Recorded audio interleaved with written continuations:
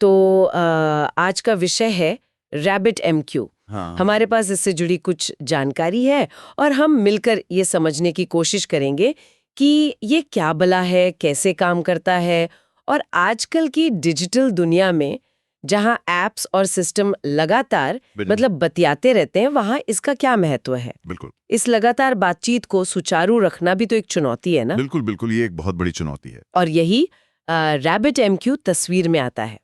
ये एक open source message broker है जो advanced message queuing protocol AMQP कहते हैं शायद। हाँ, AMQP उसी पे आधारित है। अच्छा, तो आसान भाषा में ये मैसेज भेजने वाला यानी प्रोड्यूसर हाँ, और मैसेज पाने वाले जिन्हें कंज्यूमर कहेंगे, कंज्यूमर, बिल्कुल उनके बीच एक पोस्टमैन जैसा काम करता है, एक पुल की तरह, एकदम ताकि उन्हें सीधे बात ना करनी पड़े। एकदम सही, एक मध्यस्थ का काम करता है।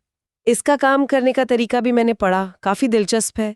सोचिए जैसे किसी ई-कॉमर्स साइट पर ऑर्डर हुआ, हाँ तो प्रोड्यूसर यानी ऑर्डर सिस्टम जी, एक मैसेज भेजता है, नया ऑर्डर आया है। हाँ पर ये मैसेज सीधे पेमेंट सिस्टम यानी कंज्यूमर के पास नहीं जाता। नहीं, पहले ये जाता है एक एक्सचेंज के पास। एक्सचेंज, जी, अच्छा, ये क्या चीज है? एक्सचेंज एक तरह का स्मार्ट डिस्पैचर है। वो मैसेज पर एक लेबल लगा होता है, राउटिंग की, राउटिंग की, जैसे पता। हाँ बिल्कुल, पते की तरह। उसे देखकर एक्सचेंज तय करता है कि मैसेज को किस लाइन या क्यू में भेजना है। अच्छा, तो फिर क्यू आती है। हाँ, क्यू एक वेटिंग रूम जैसी है। मैसेज वहां इंतजार करता है, सुरक्षित, जब तक कि सही कंज्यूमर उसे लेने ना आए। एग्जैक्टली जैसे पेमेंट सर्विस, वो क्यू से मैसेज उठाकर अपना काम करती है, पेमेंट कंफर्म करना वगैरह। इसमें सबसे बढ़िया बात है सेवाओं का अलगाव यानी डीकपलिंग। डीकपलिंग, हाँ, सुना है ये टर्म। सिस्टम सीधे नहीं जुड़ते, रैबिट एमक्यू के जरिए बात करते हैं। तो फायदा? ओ अच्छा, और यही इसकी दूसरी सबसे बड़ी खासियत आती है, विश्वसनीयता, रिलायबिलिटी। रिलायबिलिटी। हाँ, रैबिट एमक्यू पक्का करता है कि मैसेज गुम ना हो। इसमें एक एक्नॉलेजमेंट सिस्टम है, रसीद जैसा। एक्नॉलेजमेंट। कैसे काम करता है ये? जब कंज्यूमर मैसेज को सफलतापूर्वक प्रोसेस कर लेता है, तभी वो रैबिट एमक्यू को बताता है हाँ, काम हो गया, कंफर्मेशन भेजता है। और अगर नहीं हुआ तो मान लीजिए कंज्यूमर फेल हो गया, तो रैबिट एमक्यू को पता चल जाता है, क्योंकि कंफर्मेशन नहीं आया, वो मैसेज वापस क्यू में डाल देता है, ताकि बाद में कोई और उसे प्रोसेस कर सके। बिल्कुल, या वही कंज्यूमर जब ठीक हो जाए तब कर ले। मैसेज सेफ रहता है। ये तो वाकई बहुत काम का है, खासकर जरूरी लेन देन के लिए।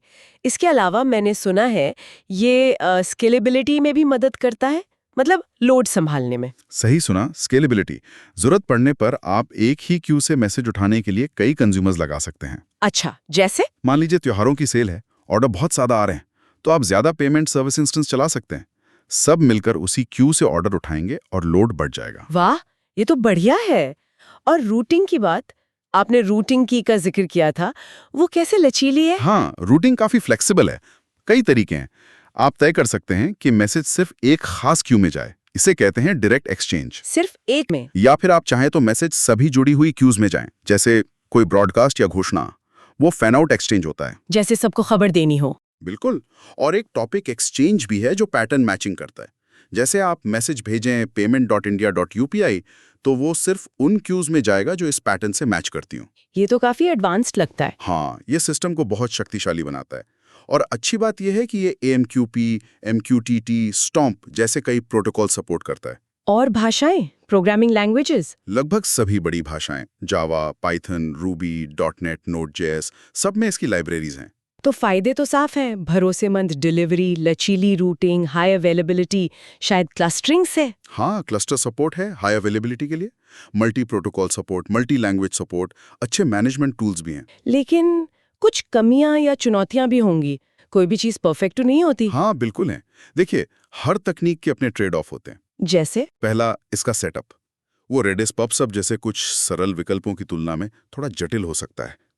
Exchanges, queues, bindings, routing keys, इन सबको सही से समझना और कॉन्फ़िगर करना पड़ता है। मतलब शुरू में मेहनत है। हाँ।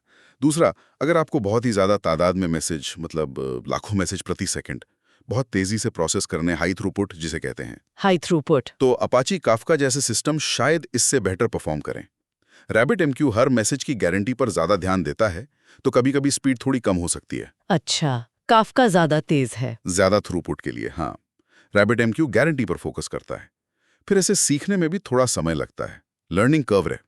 और ये सिस्टम रिसोर्स मतलब CPU और मेमोरी भी ठीक-ठाक इस्तेमाल करता है। तो अगर दूसरे मिलते-जुलते टूल से इसकी तुलना करें, जैसे काफका, रेडिस। हाँ, तो मोटी बात ये है, काफका बड़े पैमाने पर इवेंट स्ट्रीमिंग के लिए है, जहां बहुत ज्यादा डेटा है, जैसे वेबसाइट क्लिक्स।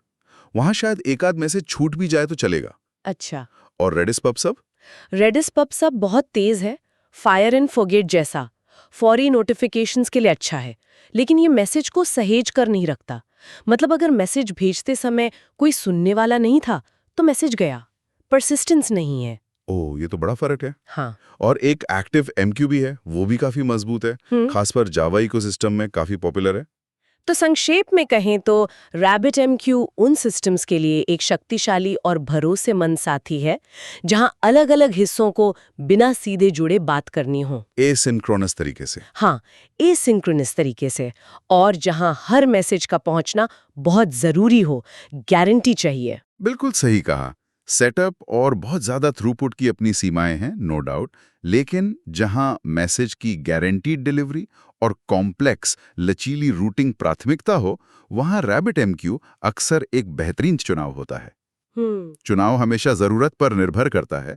आपको गारंटी चाहिए या लचीलापन चाहिए या सिर्फ रफ्तार? सही है। और जाते जाते एक सवाल सोचने के लिए छोड़ जाते हैं हम सबके लिए। हाँ। जब हम किसी ऐप पर फटाक से कोई अपडेट या नोटिफिकेशन देखते हैं, तो क्या हम एक पल भी सोचते हैं कि पर्दे के पीछे कौन सी तकनीक, शायद RabbitMQ या काफका या कुछ और, इस तेज और भरोसेमंद संचार को मुमकिन बना रही है?